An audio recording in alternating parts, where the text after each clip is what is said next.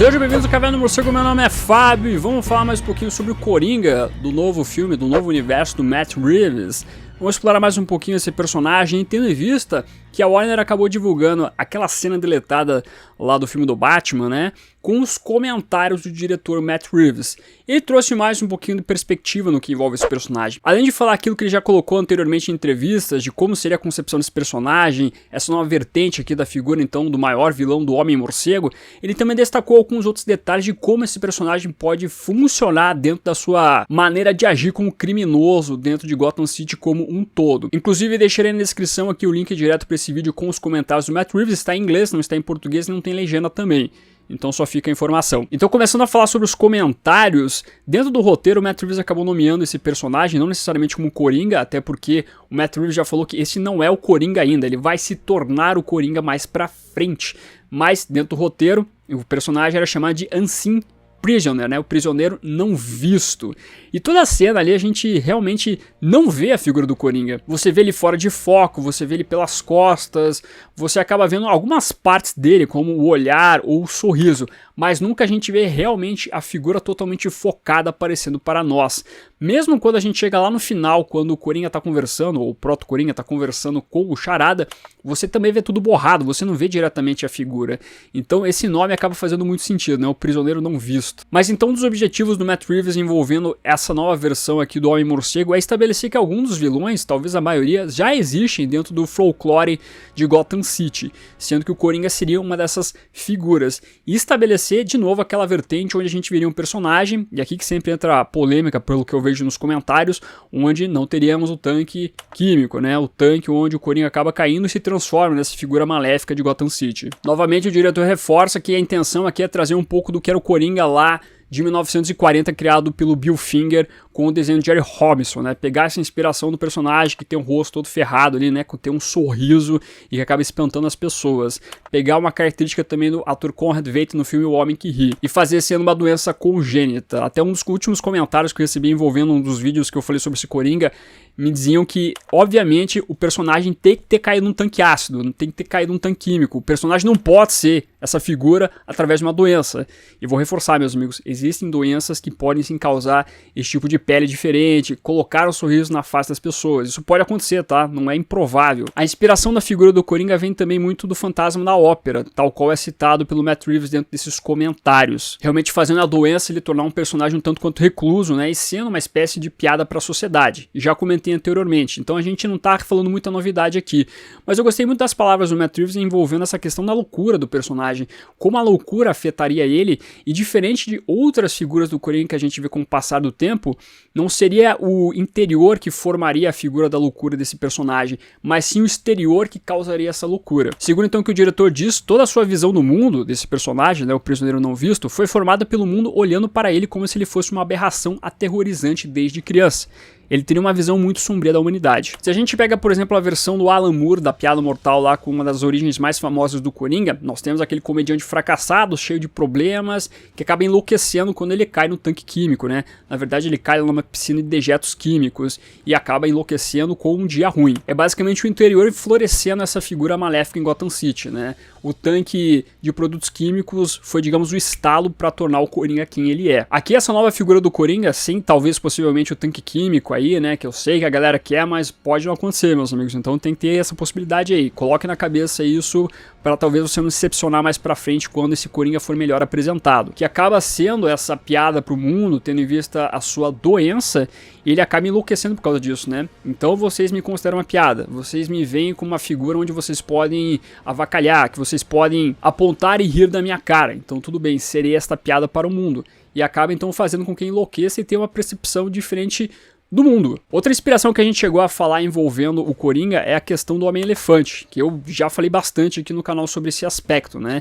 Que realmente é um caso real, que acabou inspirando filmes, inclusive. O Homem-Elefante era uma pessoa que tinha uma doença congênita, tinha algumas deformações em seu corpo, várias deformações que levaram inclusive à morte dele, mas ao mesmo tempo ele era uma pessoa muito boa, uma pessoa amável, etc.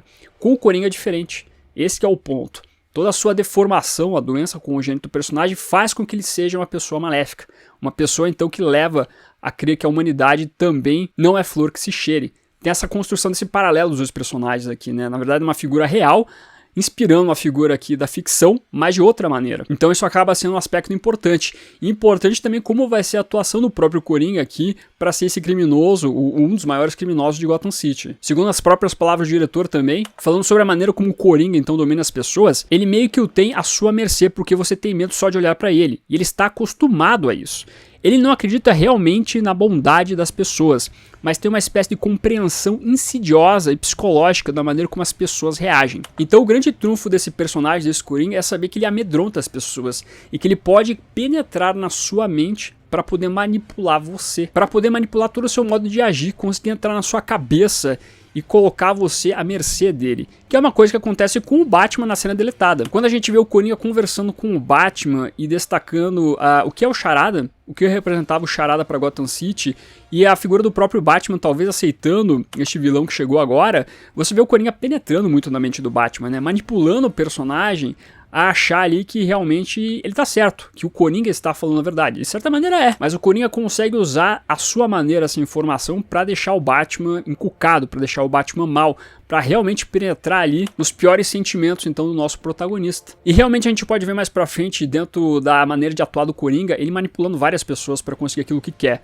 Também tem outro aspecto que eu achei engraçado nas redes sociais quando foi liberada as imagens parciais do Coringa, é que talvez não existiria uma Arlequina nesse universo, porque a Arlequina nunca se apaixonaria por essa figura do Coringa. Mas a galera tá errada, na verdade, né? A galera não entende então da personagem, porque a Arlequina não se apaixona pelo físico do Coringa, ela não vê o Coringa como um galã. Talvez na cabeça dela, no psicológico dela, ela enxergue assim, mas o Coringa não é um galã, ele consegue manipular a Arlequina. O Coringa é uma pessoa carismática, é uma figura que consegue manipular com o carisma dele, né? Tal qual, por exemplo, um serial killer. Serial killers são pessoas carismáticas. Não é à toa que eles conseguem matar pessoas do jeito que eles matam lá, atraindo pessoas. Então você vê esse aspecto sendo colocado pro Coringa. E eu acabo discordando das pessoas nessa questão de que esse Coringa não poderia ter uma Arlequina, porque sim, ele conseguiria manipular uma psicóloga a ponto de fazer ela se apaixonar por ele. Dentro dessa maneira de ele usar, então, o que ele é, de usar o seu problema a seu favor, de ser talvez uma pessoa que realmente tenha essa forte manipulação das outras. E eu gosto muito disso em relação a adaptações do Coringa. A gente, por exemplo, tem o Coringa do Heath Ledger, que ele não tem um tanque químico também. Não tem o tanque de dejetos químicos que ele acaba caindo e ficando maluco. Ele tem algum problema na vida dele que fez ele ficar daquela maneira. A gente não sabe o que, porque o Coringa vai contando várias histórias com o passar da trama por completo. Mas ainda assim você consegue enxergar o Coringa. Inclusive também sendo uma pessoa carismática. Tem um momento que o Batman fala pro Harvey Dent lá que o Coringa atrai pessoas, né? Atrai malucos pra sua causa. E a gente vê isso aparecendo com o tempo, né? Ele conseguindo manipular pessoas a entender o mundo maluco dele, né? Ou não entender necessariamente, mas simplesmente seguir ele cegamente. Então é um personagem que pode ter uma versão física que não se caracteriza tal qual os quadrinhos, mas que ainda assim no seu interior funciona muito bem tal qual os quadrinhos. E o Coringa do Matt Reeves pode ir por esse caminho também. É um personagem que não caiu num tanque químico, que tem uma doença desde criança, mas que dentro da caracterização do seu interior ele é muito parecido com o personagem dos quadrinhos. Ele é realmente uma pessoa carismática, consegue manipular as outras, consegue usar isso a seu favor e comete seus crimes. Então faz todo sentido isso. Pode não ser essa figura totalmente e esteticamente ou fisicamente igual ao que a gente vê então na nona arte, mas ainda assim dentro do que o Matt Reeves citou, envolvendo então os comentários aqui na construção do personagem, ele acaba trazendo muito do que é o personagem tal qual a sua mídia original. E eu gosto disso, hein? Porque eu acho que o Coringa também é um personagem que ele tem que ser reinventado com o passar do tempo, tal qual o próprio Batman, sabe? Você não precisa necessariamente fazer o Coringa tal qual é os quadrinhos ipsilíteres.